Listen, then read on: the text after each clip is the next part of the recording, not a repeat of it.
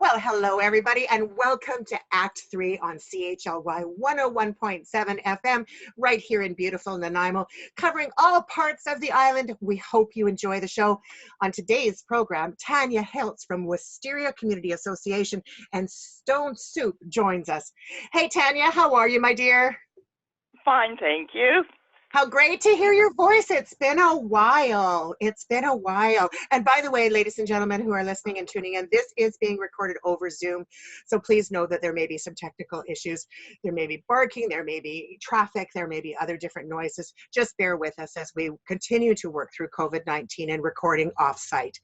So Tanya, tell us all about Wisteria Community Association and Stone Soup. Wisteria Community Association, as everybody should know by now, we started in 2016.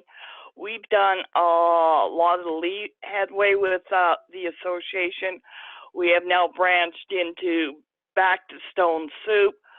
And what we're doing right now is, since COVID started in March, we have been on the front lines every night from 6 to 8, faithfully up on Wesley Street. Average of 125 bag lunches out every night, water, popsicles, clothing, whatever we can get to help them. We're also, this year, we're very proud to say we've added something new. We give them vitamins every week. Oh, that's fantastic. And Jameson and Johnson Wholesalers has shipped us a whole bunch out. We're just faithfully waiting for them to arrive at the door as we speak. I'm going to really put another one here. Huge shout out to Ice River Water. They just dropped us a pellet of water for them. Fantastic. So that'll keep them going. As you know, we are a fully registered charity now. Yep. So we have very fortunate of going to the food bank. So we've been lucky to get lots of freezies, so you love those. Hey, listen, before we go down for some of the cool stuff, for those that don't know, I'm just going to give a little quick preamble. Stone Soup was created, like you said, in 2016 or 2017, and it was designed to assist with the homeless population in Nanaimo. Not just the homeless, but low-income families, people that were really, perhaps somewhat marginalized, had some challenges with income in order to be able to provide food and support. And so Stone Soup was created so that no one in our community would go hungry. And Tanya and her partner Doug have done an extraordinary job of really trying to let people in our community know that they have a safe place to fall. And so it started off with having, at the back of their property, they, had meals. They had people coming, 100, 200 people an evening that they were feeding, basically starting with, the rudiments of a bowl of soup. And then certainly expanding with clothing and, you name it, they just did it all. Unfortunately, as many people know in the community, her location was shut down, and not because she wasn't doing an extraordinary job. The entire community was, very upset that this closed, but I understand now that things have changed significantly, and we're looking for new digs and trying to get everything going from there. Is that about a good summary, would you say, Tanya? Yes, it is, Kathy. I'll put a little more of a twist into our news story. Is please, everybody, cross their fingers. We have made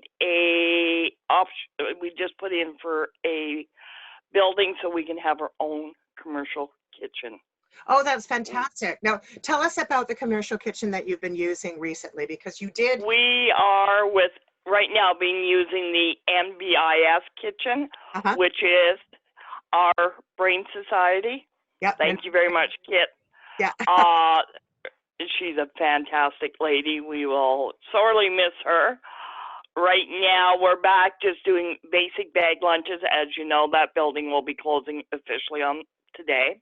Yes. So right now, we're just in transition right now. We're hoping by the end of the day to hear we got the building. It's been kept very quiet. We're not saying where it's at because we got outbid on 2 other buildings. I don't know why people want to bid so high in COVID, but they're my guess. They want the building that bad. Yeah. So we're hoping today we find out, or Monday morning.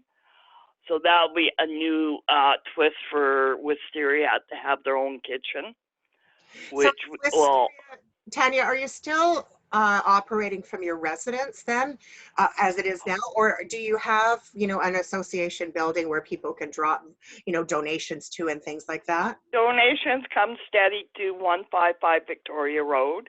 This Okay. is where the charity is registered. Okay. We've been with John, and we will be staying with John. By the way, John is a director, very busy director, I must say. As everybody must know by now, if everybody knows as well, we have our own van, Yes, and I think Kathy has seen it. I have indeed. It's got Wisteria, you can't miss it, and it's got stone soup. It's in and out of all over Nanaimo now. Also, another twist for you that you don't know, we are now registered as a food pickup with fresh.ca, which is through Secor Harvest. We are registered we are members like the food bank is, Food Share and Sally, and we're the only association here in Nanaimo that was accepted. So we can go anywhere and pick up food safely and harvest it and use it for meals. That's fantastic. So Tanya, how has COVID hit the homeless population in Nanaimo? Let's talk about that. Well, how has it hit? We're finding that none of the promises that was made, and I'm sorry I have to bring this up, by city is being followed through. So we made sure on March 19th we hit the streets.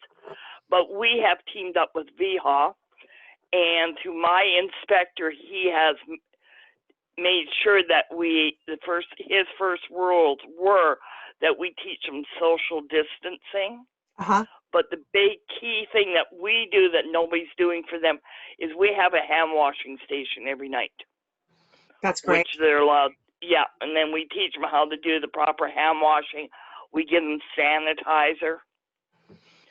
And it's amazing to watch. It's taken maybe about 2-3 weeks, but social distancing happens automatically because as soon as they know exactly what time we're there, they line up properly.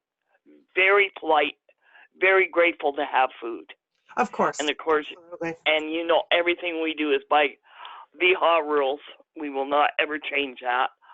We're not like some people thinking it's okay to come out and give food. Please, people, realize if they get sick, that's not a good thing right now. Well, if they get if you want to sick within the community, right? I mean, we all have to be really diligent about social distancing, about proper protocols as it relates to COVID. And even just listening to Dr. Bonnie Henry again, she is bringing us back to our roots, right? We are one of the reasons why the population of British Columbia is still so low by comparison in COVID outbreak is because we are following protocols. And that starts with every single citizen, regardless. Yeah, if you do want to do food, please go get a temporary permit. Do it by the book. This way, if something happens, we're not having VHA come to us and say, okay, you guys did this. No, we didn't, because we follow what's on our permit. Absolutely. We do exactly what our inspector wants. But you're right, Kathy, it's protocol. Just remember your social distancing. Like, for instance, the other night we got a special permit. We had hot dog night for them. But because it's open, technically food, everybody must wear a mask. Not a problem. We did everything that our inspector wanted. We do pizza night, usually once or twice a night for them. Same rule. You must wear a mask. It's protocol. If people just keep doing what Bonnie Henry wants, we'll come through this with flying colors. So let me clarify that a little bit, because you say everybody has to wear a mask, and I know this is going to sound really stupid, and I'm sorry for sounding this way, but how do you have a pizza night and have the participants wear masks? How do they eat their No, they don't have to, just the people serving. Okay, so just to clarify around that. Okay, so yeah, because anybody that's serving food. Of course, which really at the end of the day should be, is a helpful thing anyway. We want to make sure that nobody gets sick from anything. It doesn't matter whether it's COVID or otherwise, and sharing, the proper cleansing is really important regardless of where you are. So what are you finding, as far as the recipients are concerned? For a while, many of them were still sleeping in our parks, tent cities, things like that. Have you found that there has been any supports not only with what you're doing, Tanya, but are there any supports happening for the homeless right now that are more than the normal? Let's put it that way. No, there isn't. Okay. This is sad to say. The city promised 4 porta potties. We all know this. They promised 4 hand washing stations. There's only 2 porta potties out, 0 hand washing stations. Okay. All our homeless, if they did, we're very lucky because we work with VHA nurses, so we know a lot of the answers out there at night. We've been very fortunate. None of our people have tested positive. They're all being healthy and wise right now. But this is why we're sticking to Wesley, because there's nowhere for them to go. You know, everybody's jumping up now. We got low cost housing coming. But again, that's a right step, but still a wrong step. We need to be faithful and dedicated to try to help some of these people get into recovery or where they need to be instead of trying to shuffle and keep pushing them. Mm-hmm. You know, you've got to talk to these people one-on-one. Yeah, they're not hard. They're human beings. Human beings, absolutely. I mean, you can learn so much from people. I know for myself, I used to be very afraid of the homeless. I'm not anymore. I was at one time, I'll be honest about it. I was terrified actually to walk up to a homeless person. I thought I was going to get, you know, this sounds awful. I know it does, but you know, I thought I might get in trouble. I might get robbed. I might, you know, have my head dragged out somewhere. I was afraid. And a few years ago, several years ago now, actually, a friend of mine who now lives in Ontario, we were traveling through Key West, and there's a very large homeless population in Key West. And so we basically went into the Circle K and grabbed a couple of hot dogs, and we sat down with some homeless people in Key West. And I have to tell you, it changed my view on everyone. It was probably one of the most impactful things that I ever experienced in my life. It's certainly a pivotal moment for me, and I'm no longer afraid. And I think that our audience needs to understand that homeless people, any single one of us, any one of us can sometimes just be one paycheck away from losing everything that we have. And certainly so many people right now with COVID-19 have lost their positions, have lost their jobs. And even though there have been some government supports, at the end of the day, in many households, it's simply not enough. And so people like Tanya and Doug are picking up the slack, right? They're helping members of our community that could otherwise have nothing at all. And they're doing it completely out of their own hearts and their own generosity and the generosity of others within the community. So, I mean, I think that people have to understand that homeless people are just the same as you and I, and they may simply have a different circumstance and a different path walking ahead. Can I jump in for a second, Kath? Yes, please. You brought a good point up. Please, people, understand, I'm hearing so much of this NIMBYism that they're all drug addicts, they're all mental cases. You're all wrong. Everybody has a story. Yep. Everybody has a reason why they're on the street. If you want to know the truth, quit labeling them. Go talk to them. Absolutely. Hear, hear. I agree. Tanya, I am curious. You and I are not doctors, right? But I am curious about the mental health. What are you seeing when people are coming for their food? There is a lot of issues with mental health right now, and they're afraid. Come on, people. They're just like you and me. They're terrified what's going on out there right now. This is not helping with what they're facing daily. Yeah. And like, we're fortunate because we know them by name. We deal with them by name. You know, but yes, we do have people with mental challenges. Please, just treat them normal people. You find out they're going to respond better. Oh, don't call them names. Absolutely. Don't be unkind. Don't be unkind. When I'm saying, Tanya, though, about mental health, I'm not specifically talking about mental health issues. We do know that those exist. More importantly, I'm talking about with COVID the way it is. Have you seen an increase of fear within the community specific to this? And what does that look like for all of us to have a better understanding? Not to be voyeuristic, but just to really have a better understanding. Well, they're panic kids. If they get sick, where are they going to go to isolate? Yeah. Who's going to step up and help them? It's sure it's not going to be our city. We can see this plainly. We are started in March. We're now headed for August 1st. I don't see them on the street. I see VHA nurses out there. I see Harris House out there. But where anybody else? No. The people that came to join us to see what openly is going on is Paul Manley and Dr. Paul Hasselbeck. They came to see. Where's the rest of the people that need to see what is going on within our community? I don't see them out there. How about a big shout out? I'm hoping to see Sheila Malcolmson come out and see what these people need. The tents that are up on Wesley Street is because of kindness and donations coming in to keep them sort of somewhat self-isolating. But still, that's not the answer. God forbid, if they get sick, where are they going to go? That's my question. That's their question. This shelter that they're building, again, turns around, is for Samaritan House. Where's the fairness? We keep pushing our homeless people further into the bush, but quickly people get all, oh, they stole this, they did this. How do you know it was a homeless person? Maybe it was your next door neighbor. Got to look with open eyes. Quit closing your minds to what you don't want to see. Get off your glass castles and come down with us and realize these are your brother, your sister, your mother. You don't know whose relations out there that you know. God forbid, we're very lucky in beginning of June.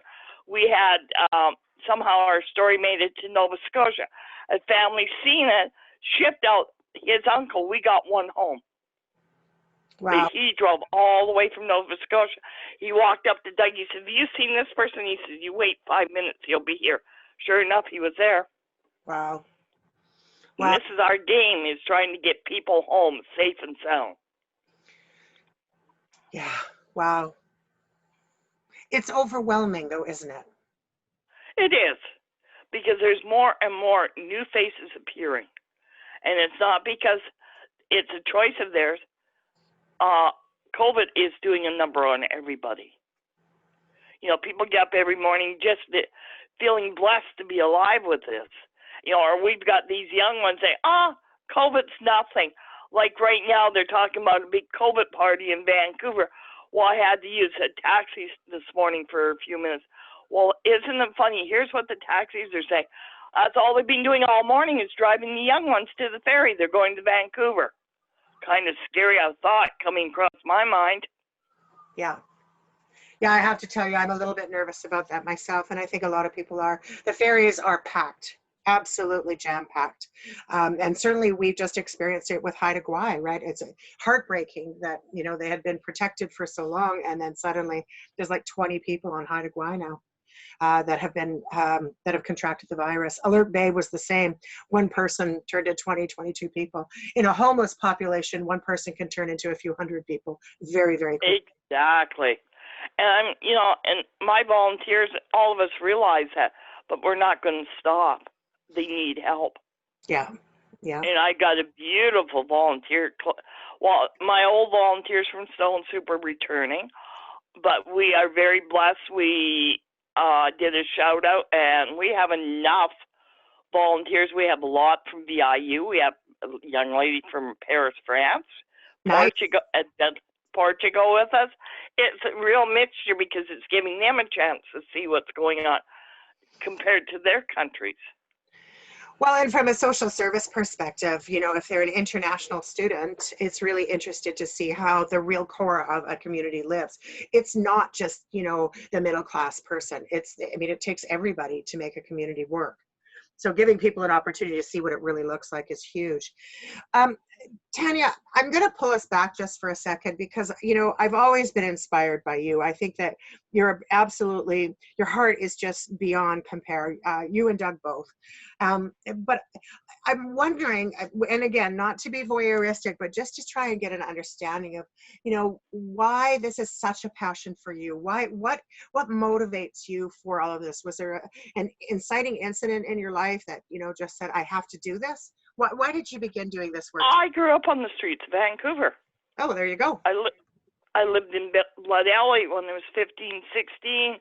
There's a very nice RCMP, which I presume is not with us anymore, that him and I got to know each other quite well. And when I decided to come off the streets, he was there. He gave me my helping hand.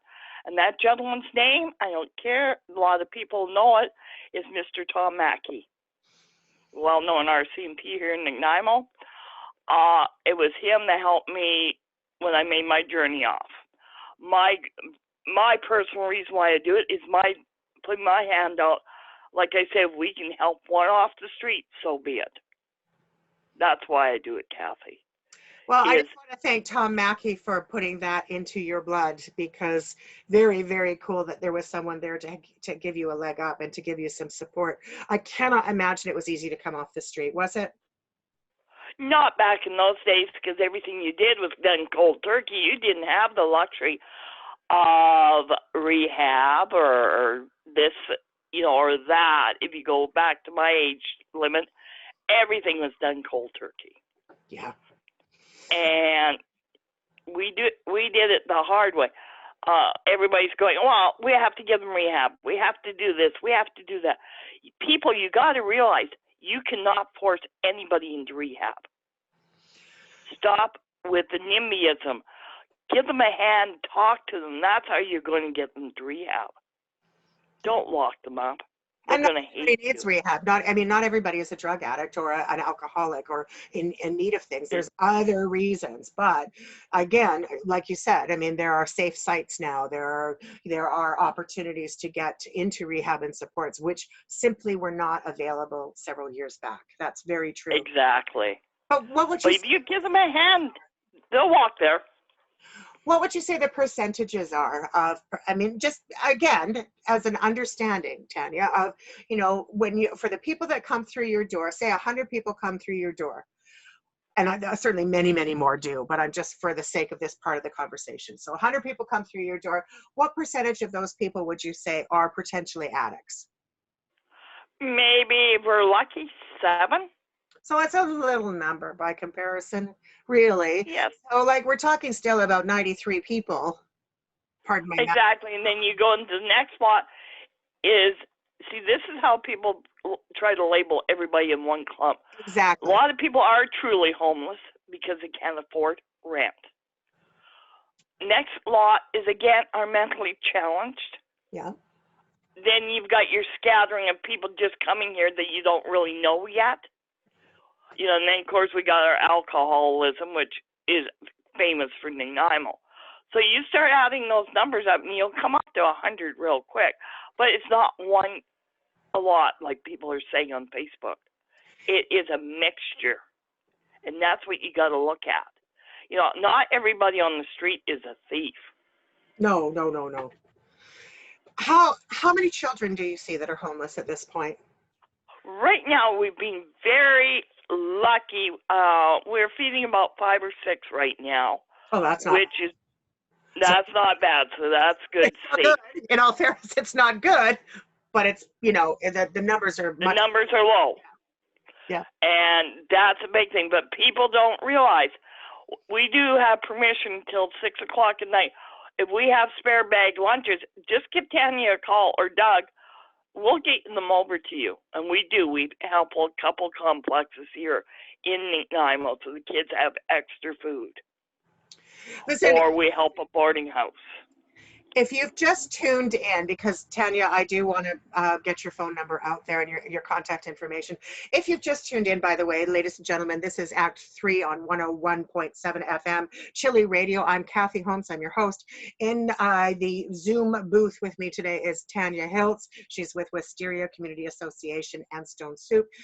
At this part of the program, we always tell people it's time to grab your pen and your paper. You're going to want to reach out and help Tanya. You're going to want to reach out and talk to Tanya and her partner Doug. Please feel free to, in a few moments, we're going to get that information to you, but please stay tuned and make sure that you write this information down. So grab yourself a pen and paper. Again, you are listening to Act 3 on CHLY 101.7 FM. So Tanya, we were talking about the kids. How about, again, there's a number of people that are sleeping in their cars. Yes. And they're very shy about it. So that, let's face it, there's, for some, not all, there's a bit of shame that goes with it. People are uncomfortable with the idea of being homeless. Some are not uncomfortable. It's a lifestyle choice for some people, very few, but it's there. For some, as you said earlier, it's your rent, that they simply can't afford the rent. But what I'm noticing is there's been much more of an uptick of women sleeping in their cars. And I'm curious about that. Do you see a larger proportion of women that are homeless at this point, more so than before? Or is it really about the same and we're just hearing about it now more so because of COVID? I would say you're hearing more so about it because of COVID. Don't forget, a lot of the ladies that are sleeping in the car, again, it's to do with rent. But also a lot have escaped abusive situations. Yes. And they're afraid to come forward. Now, if they come to me, of course, I will send them over to the right direction. I always do. But again, it's shame that keeps them hiding. Instead of hiding, we encourage them to come out, eat, talk to us. There's always an avenue. We always have VHA nurses around. We always have answers. If we don't, I can find them. Give me about 5 minutes and I'll get you an answer for a question. Absolutely. So I'm so glad to hear that VHA is participating. How many, like, are the VHA nurses there every night or every afternoon? Well, they're up there nightly, but don't forget, if there's a problem, we have, let's see right now, coded into our cell phone, probably 8 different nurses' numbers. Yeah. So all we have to call one and we'll be right there for us. But we're very lucky. We have a retired nurse on with as a director. We carry, this is something new that you don't realize, we also carry harm reduction now. That's great. Yeah, we have to because where we're facing. But Dusty is a retired nurse, so come to dressing wounds or looking after minor, she will do it. If it's major, we will call an ambulance right away. Yeah, of course. And it makes sense to make sure that you've got the appropriate people there. But generally speaking, through the night, there's not a lot of incident, is there? Well, the only incidents we have up at Wesley is some yahoos like driving through there at night trying to run over the tents. Hello, there's people sleeping up there. Have respect. They're human beings struggling to make a life. It's not much. Give them a little space they have. And they are distancing even within their tents. There is room in between. These people are taking care of each other within community, right? This is a little tiny community, and city knows it's there. This is the reason we're there, because that's where bylaws put us in March. And we're staying in the space that they said we could park at. And faithfully, we're there every night. We're not going to turn our backs on them. Come this fall, we've got every intention to start giving them hot soup. Well, with the new kitchen, if you're able to acquire that, and as you said, you hopefully will have an answer today or Monday or Tuesday, actually next week, because at the time of this taping, it is a long weekend, so the powers that be may not be able to get back to you till Tuesday. If you are listening to an encore of this, please know that the need is exceptional and continues daily. It doesn't give up on holidays. It doesn't give up at the weekend. And Tanya and Doug are right there. Tanya, how many volunteers do you guys have now? You had before like 100, 150 people. Oh yeah, we're running about the same because we have Youth 2020 with us now. Like I said, we got a lot of VIU students. Average up there, because we did a shout out to Nanaimo Volunteer Service. Roughly, we're running probably 10, 12 people up there a night. That's great. Because we do clothing. This week we'll be doing vitamins, probably tonight or tomorrow night. Then we also do the personal hygiene items, which the girls have just about got ready. So that'll be going out to them next week. We try to do that weekly so that they're covered with that. Clothing is pretty well nightly. Blankets, same thing. Right now we're starting to collect sleeping bags, so we're ready for the fall. But anybody who wants to come out and help, they're more than welcome. That's the only way you're going to learn. Tanya, what does your funding model look like? Are you getting donations from community? Do you apply for grants? Are you able to apply for a grant for gaming or any of that stuff to help support your mission? We're very lucky. This year we are officially a registered charity. We became official December 10th. We are very fortunate. Second harvest, I applied. They gave us $10,000 in food cards. Excellent. Thank you so much. You're so We have the community again starting to come back and bring stuff to us daily. You're more than welcome to drop off. Not a problem. We have an ongoing, we do a bottle drive every month just to keep extra funds coming in. We did receive a donation from the Nanaimo Foundation from the music that they just did. So that's sitting tight, nicely put away for rent and that for the building. We just received $1,000, yay, from Mosaic Timber West. So the funds are slowly coming in for us, Kathy. It takes time doing grants and that. Well, and it takes a lot of time to actually, when you've got a community association, it takes a while to put all of that stuff together. And as you said, becoming a charity wasn't easy. I mean, that I know for a fact.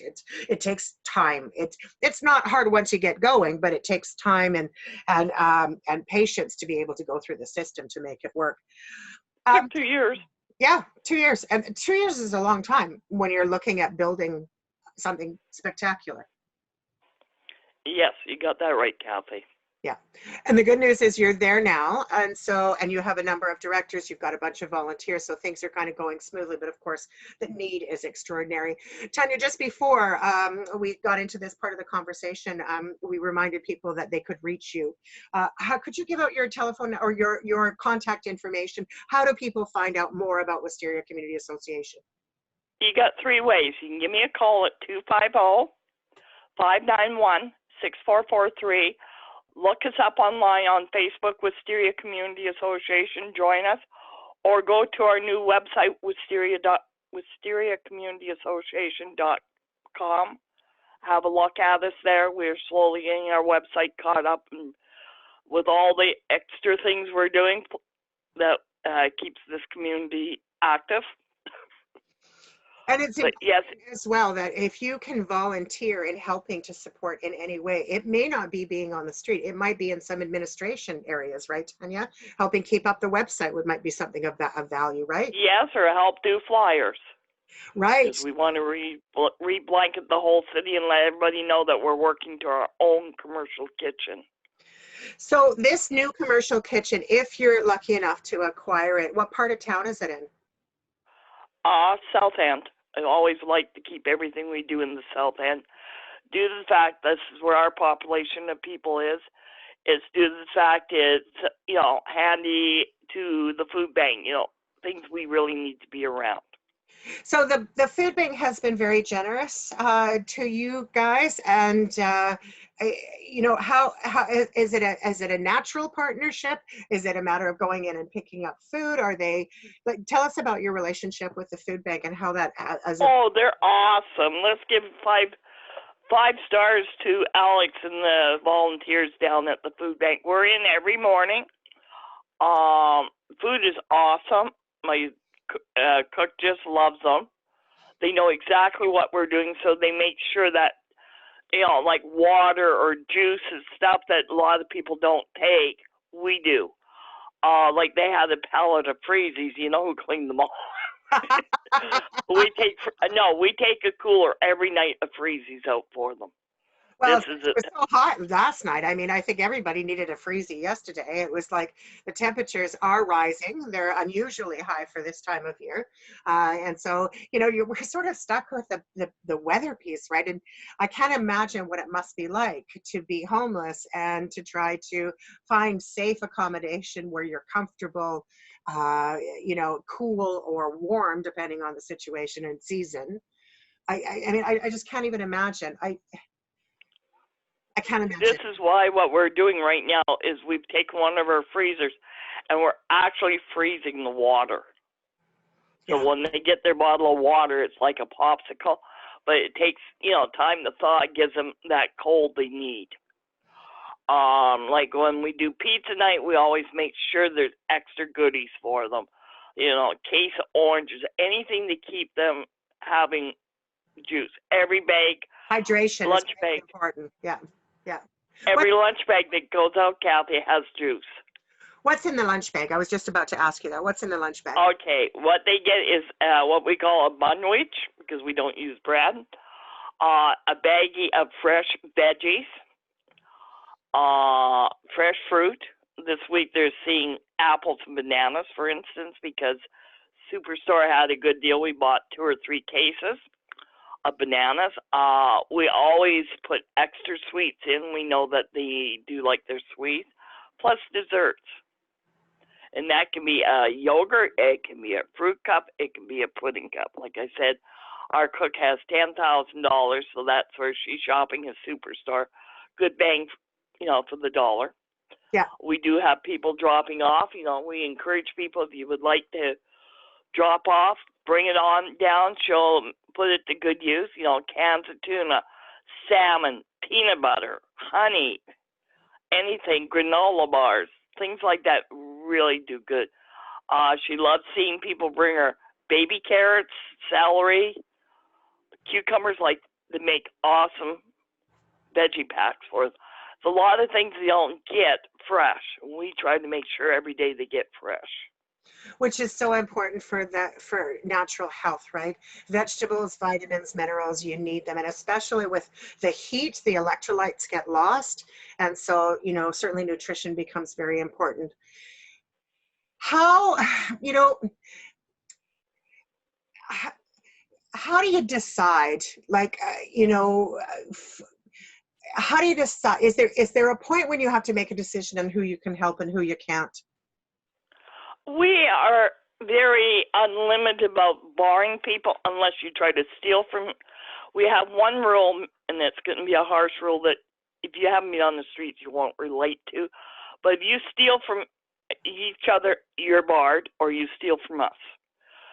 We will bar you for a while because it's we accept them for stealing from a friend, then they're going to turn on us. So the rule is you get barred for a while. We've only got 2 because they are the ones. We have a tip jar. They insisted we put it up there. They give what they can, which helps again with food. One of the homeless girls decided not too long ago she was going to walk up and try to take the tip jar. Wrong move. We didn't catch her. It was one of the homeless. And the homeless has their own codes. We stay out of it.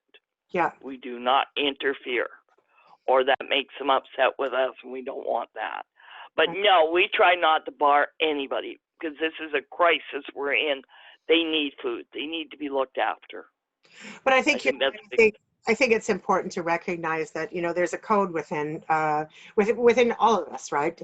Theft is an important piece, and people will self-regulate, right?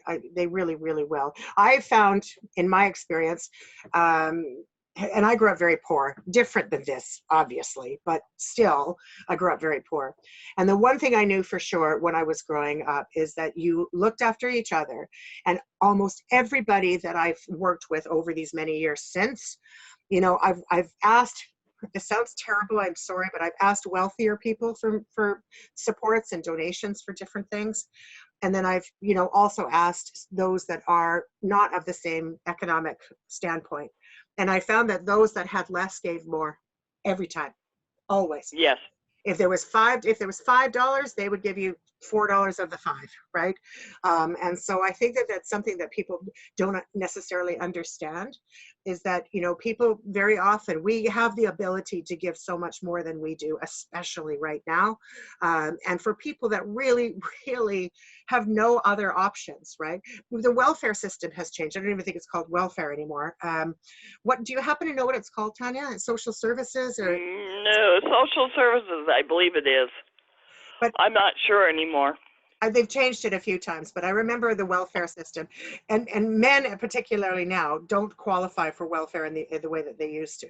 So there is a systemic issue when it comes to people who are having financial difficulties and become homeless as a consequence of it. And we need to break that stigma, as you talked about so eloquently earlier, Tanya. It's just to ask people, talk to people, get involved, find out what you don't know, because chances are you don't know much more than you don't think you do. And so, certainly it's important to reach out and help wherever you can, and not to be afraid to talk to people, and to get the support that you need, or to help be part of the solution instead of part of the problem. Exactly. Stop the NIMBYism. Yeah. That's a key word in Nanaimo. Too much NIMBYism. Think they know everything, and guess what? They don't. Yeah. I had a lady get a hold of me long ago. Oh, you're feeding this person. He's not, you know what? I don't care what he is. He's a human being, down on his luck. Maybe stop being a NIMBYism person, you would see the other side of the fence. Yeah. Sorry, Kathy, but the city is so full of NIMBYism. Yeah. And they do not realize that it's going to be them there one day. And when people start doing it to them, they're going to go, why me? You were doing it for how long to people? And it's happened. Tanya, is this what makes you most angry about all of this, is the NIMBYism? Or is there anything else that really jumps out for you? It's the NIMBYism. It's our city council. They use the platform of our homeless to get elected. Where are they? Oh, we started this thing about homeless. Guess what? I've never gotten an invite. I haven't even got a clue what Don Bonner and Aaron are talking about. How do they know about the homeless? They've never been there. Not once. Oh, yeah, we use United. You know what? Those people don't know either. Go to the heart of the problem. Talk to them. Don't be afraid. Stop using the homeless people to get elected. I'm getting so tired of this. Where is our mayor in all this hoopla? I see everybody else answering for him, but I certainly don't see him on the streets doing anything. Sorry, that's my opinion. We need a council that's going to do the greater good for our city. Instead of putting stupid bike lanes in right now is not the answer to help COVID. To help COVID is look at the other prospects. Let's see how we can get people back to work. Let's see how we can get more tourism here now. Think outside the box, but get rid of these stupid bike lanes and all this garbage that you're passing the buck for. Yeah, we do need the fire hall. I have to admit that's got to be updated. But the other stuff, no, we don't. Let's start thinking about getting our people back to work, giving people hope, not making people hate you more. Because there's not one person on the city council I will vote for. I will not back one of them. Tanya, we've talked a little bit about what angers the situation. What inspires the situation? Is there something within your community that you've seen that perhaps you could share with our audience today, of what's really lifted and keeps pushing you forward with all of this? Is there some kind of an anecdote that you might have experienced recently? What I've experienced since COVID started, and I am going to thank all the other little groups that have pitched in to donate what they could. There's the true people. If you want to help somebody, don't sit there and whine and cry on Facebook. Get up and help your community. There's a million little things you can do. Do it through VHA properly. If you want to feed people, great. Get your permits, do it legally. If you want to come out and donate your time, heck, there's 710, there's Sally, there's us. Instead of being a whiner, let's get positive. And there's lots of positive people out there. We just need to keep working towards pulling them out more. And maybe this will help them. From the recipients, though, like have you seen anything particular? I mean, I'm sure that the gratitude from people is phenomenal, right? It's absolutely. Oh, it is. But I'm curious if there's been one story or two stories that that you've experienced, like just in the last little bit, from the community you serve, that outside of the people that donate, outside of the volunteers, but the people that you serve. And I hate to put, and if you haven't got a story, that's okay. I don't mean to put you on the spot. Okay, let's go to June. Sure. Doug's on the line 7 days a week. He knows, well, we all know him from Stone Soup. Anyways, a gentleman pulls up and gives Doug a picture. Have you seen this person? Doug says, if you wait 5 minutes, they'll be here. Yeah. sure enough, he comes up. The whole happiness is he's back home in Nova Scotia. Yeah. They caught the last ferry off Duke Point that night. They took him home. He had been here for over maybe a year. Family had been hunting high and low. So there's one success story. That's exactly what we're out there. If we can get one or two home a month or every 6 months, so be it. Or when somebody says, oh, somebody's missing, before you say they're missing, come and talk to us. We usually have an avenue to find out. Case in point, I'm going to use her name. She won't get mad at me. Like everybody said, oh, Raven's missing. I said, no, she's not. I know exactly where she was. And she came home. She's back. You quit saying they're missing. Come and talk to people. Somebody knows where they're at. And there's a reason why they don't want to be bothered. Yeah, yeah. We were talking earlier as well about the abuse factor, right? Is there much abuse within the streets themselves? Again, no. They're pretty. Our little group that we look after a few groups, but Wesley's our key.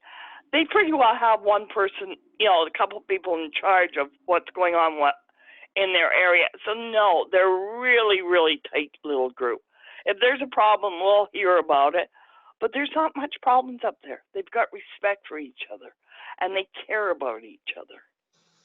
Are there, I heard that there were, pockets of homeless people throughout Vancouver Island, but in Nanaimo specifically, pockets that were in behind Westwood, pockets that were in behind the mall, yeah. Pockets that were in, do they intertwine with each other? Are they communities that? Sometimes they will. It depends. Like, we have what we call, each group has their leaders. I'm going to use Spider. He's a good one because he's been with me and Doug forever. If I'm looking for somebody, I just send the word out. Spider shows. We find out what we need to know. He pretty well can take me to every pocket that's hidden around here. But they're trying to really stay hidden right now because we have too many vigilantes going in and destroying their camps now, which you need to stop. We're in COVID. Quit trying to, as people say, flush them out. Why? Leave them alone. They got a little area. Leave them alone. Stop to think you're going in there terrorizing them. They may be the one that gives you COVID. Stop, leave them alone. Let them stay isolating in a little corner of our great city. We've got lots of empty parks and lots. Let them stay there and let them be.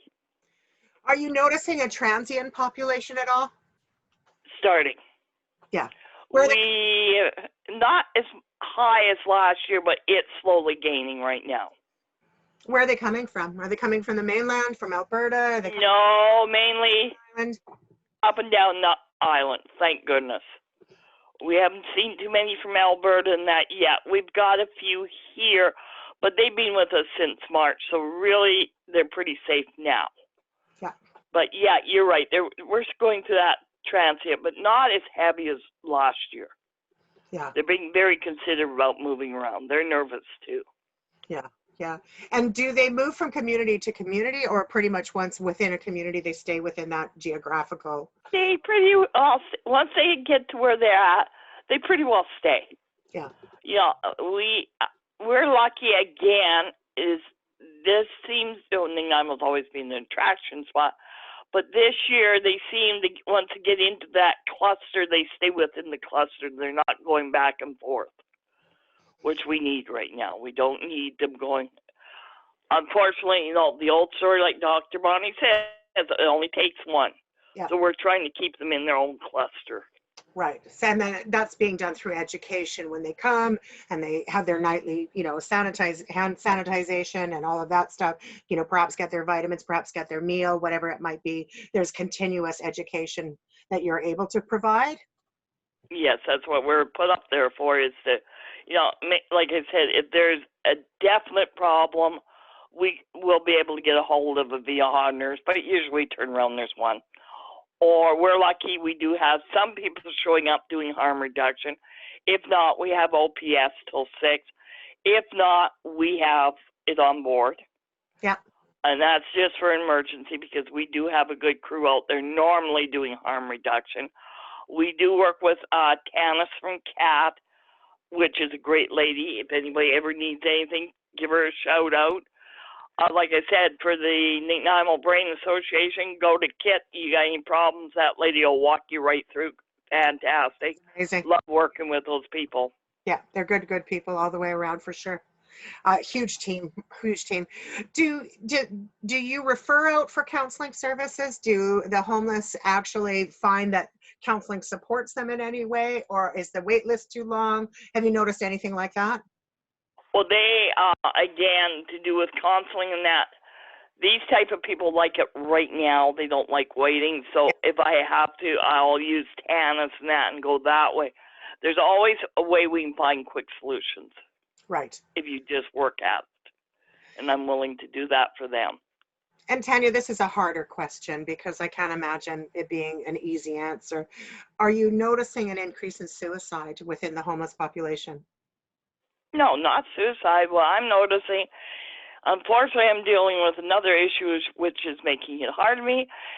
It's the overdoses. Right. Opioid I mean, addiction has just been horrible, and we are, Nanaimo has a horrible opioid crisis. yes. Well, the 3 that we just lost recently is just around the corner from where we serve. So technically, yes, we knew the 3 that we lost. We've lost a few that we do. Also, I'm going to jump in just before we get the end. Since we cannot do overdose awareness at the park this year, we are building a special memorial park this year for overdose awareness right here in the yard. Oh my gosh, that's fantastic. Tell us more about that. What will that look like? Oh, you can see it right now. It's a real jungle. We are absolutely went flower crazy. It's doing really gorgeous. We're putting in a water feature. We've got a couple Buddhas that we're going to be putting in there once plans cooperate with us. But if anybody has lost a loved one and wants a name placed on one of our metal hearts that we're putting up on the fence, please call me at the number I gave out earlier. I will willingly put their name up. We bought 100 metal hearts so we can put them up on the fence to be there permanently. We have 20 people already, so we've got lots of hearts left. Anybody wants to get their family remembered or want to be able to have a place to come and talk to them, this garden will be. It's right on the corner of the laneway and Milton. You can't miss it. Look for all the sunflowers going crazy in the corner. I mean, they're not short this year, and this is the first year planting it. Well, and I think that's just the universe, celebrating people's lives. Tanya, I'm curious, in your last incarnation of a home, the rental shut down on you. Are you renting now again, or were you able to purchase a home for yourself? Or no, we're rent sharing with John. He made that very clear. We've been with him since everything went south last year. Right. Which is good because now John's out of a job, so we can step in and help him because he's a bus driver for the island, so he's not working. So, it's like you said, the universe works strange. He helped us, and here we are. We're able to step in and help him.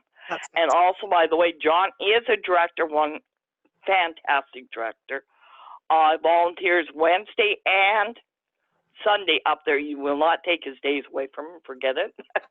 But yes, so the universe really worked good for us because we were friends before it happened, and he stepped in now where they're helping him all the way. That sounds amazing. Tanya, I think you need to shout out your information one more time for me. Give out your phone number and all the good stuff. Okay, 250-591-6443. 155 Victoria Road. You can drop off anytime. Driveway is off Milton. Like I said, look for the crazy sunflowers. They're going crazy. Can't miss it. Look for the white van. It says Wisteria Community Association, Stone Soup. It's parked there 24/7 unless it's up at Wesley between 6 and 8 every night. That's the reason we bought the van, so it's easier to haul. That's how big we are. That's fantastic. We welcome anybody's help.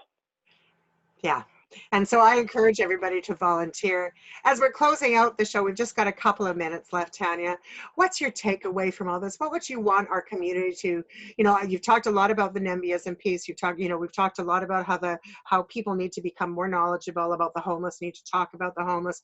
But if you could imbibe one thing on our community and make sure that people understand it clearly about what it is that's happening in our community and why you do what it is you do, what might that be? Okay, I'm going to use Bonnie Henry this time. Is what our community to me is right now, we all have to be safe, but we all have to be kind to each other. Yeah. And remain calm through this. Listen to Bonnie Henry. She will walk us through this. She's done an excellent job today. And this being a long weekend, please, people, do not go out and party and have huge crowds. Remember, it's a cluster of 6. Let's abide by it. We do not need to spike our island with being stupid this weekend. And yes, I know there's a lot of people that are. That's my piece. Well, you know what, Tanya, your piece is phenomenal. I am so glad that you joined us on the program today. Tanya Hiltz and Doug Hiltz are with Wisteria Community Association and Stone Soup. Tanya, I am just so delighted that you came on the program today. Thank you so much for being here, and I look forward to seeing you very, very soon. Ladies and gentlemen, you have been listening to Act 3 on CHLY 101.7 FM on CHLY Radio. We're glad that you tuned in and look forward to our next episode. Stay tuned every Monday at 1 o'clock. And also, just so you know, Shaw Spotlight will be showcasing the new Act 3 television program, hopefully coming to us as soon as the middle of September. We're certainly a work in progress, and we look forward to sharing with you new programming for Shaw Spotlight. And again, if you want more information or you would like to be a part of this program, I invite you to contact me directly.